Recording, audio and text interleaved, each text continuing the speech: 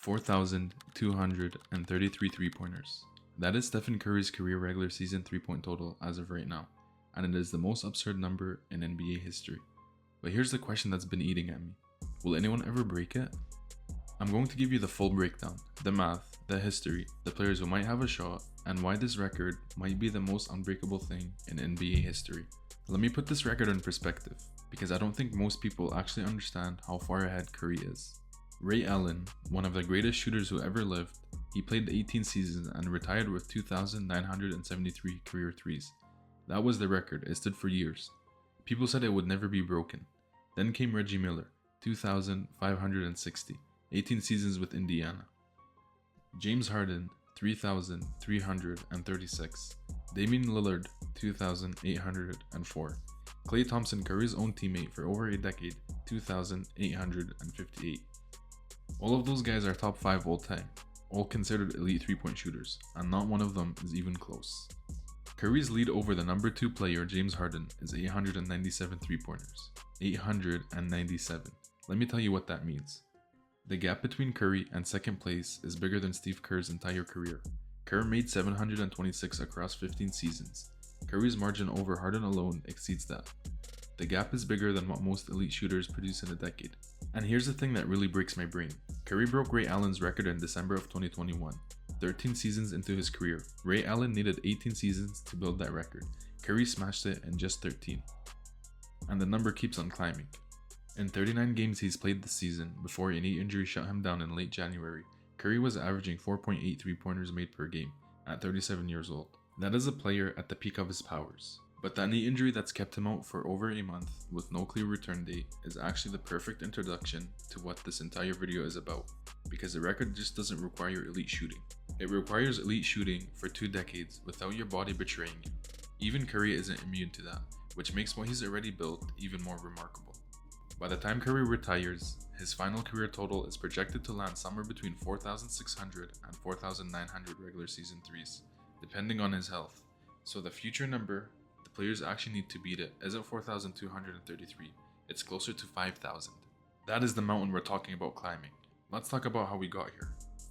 To understand why Curry's record is so incomprehensible, you need to understand what the NBA looked like before him. When the 3-point line was introduced in 1979, NBA teams averaged just 2.8 attempts per game. It was basically a novelty shot. Coaches hated it, and players barely practiced it. Fast forward to Curry's rookie season in 2009, and that number had climbed to about 18 per game, which was still growing at that time, but it was still manageable. Then Curry happened. By the 2015-16 season, the year he won MVP unanimously and made 402 threes, teams were attempting 24 threes per game. By 2019, it was 34. By 2024, it peaked at an all-time high of 37.6. This season, teams are averaging 37 per game. That is a 1,200% increase from where the league started, over 1,000% in one lifetime. And this isn't just about analytics changing, which it did. This is about Curry literally reprogramming how basketball players are developed from childhood. Warriors head coach Steve Kerr was recently asked about rookies like Con Knipple dominating from 3. His response was, the first generation of rookies who have learned basketball watching Steph. Think about that. The players entering the league right now grew up with Curry as their template. They went to their driveways and practiced stepping back to 30 feet. Their AAU coaches built systems around perimeter shooting. Their high school coaches measured them against his highlights. In 2015-16 season, Curry made 402 threes. You know what the average NBA team made per game in 1985 and 1986? About 1. Curry outproduced an entire 90s-80 NBA team by over 500%. Curry didn't just break the 3-point record, he changed what basketball is. Okay, let's talk math now, because this is where the record chase gets genuinely humbling.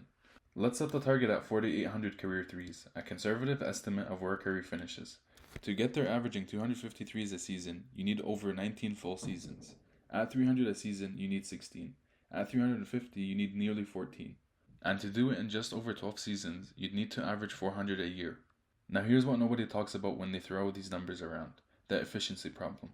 Curry has made 42.2% of his career 3-point attempts, almost unheard of at his volume.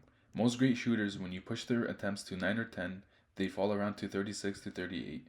And here's why that matters. At elite efficiency, 42%, to make 350 threes in a season, a player needs to attempt 833. At high efficiency, 38%, they need 921.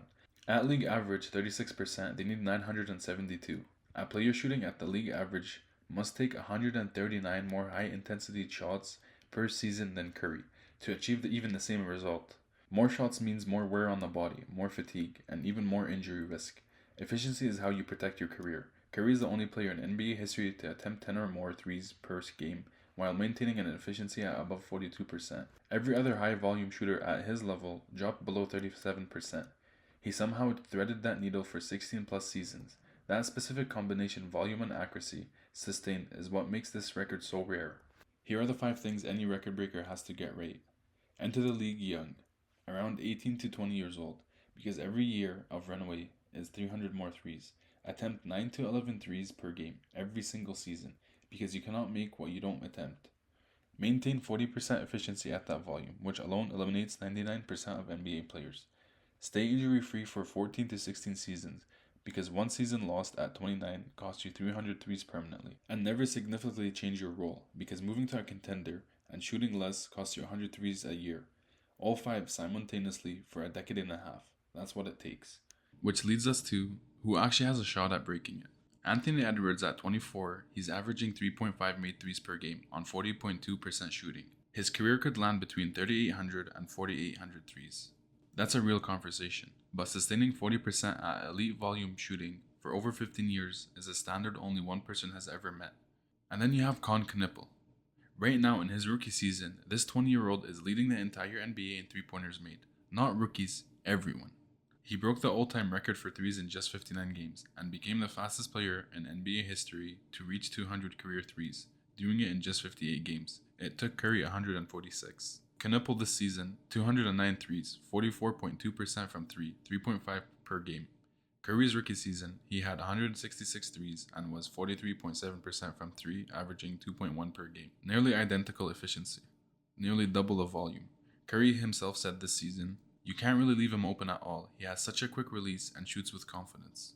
When the record holder highlights your quick release, the same foundation of his own shot, that's not a compliment, that's a warning. If Knippel maintains this pace over 18 seasons, the math lands at 4,716 career threes. 93% of his threes right now are catch and shoot off LaMelo Ball.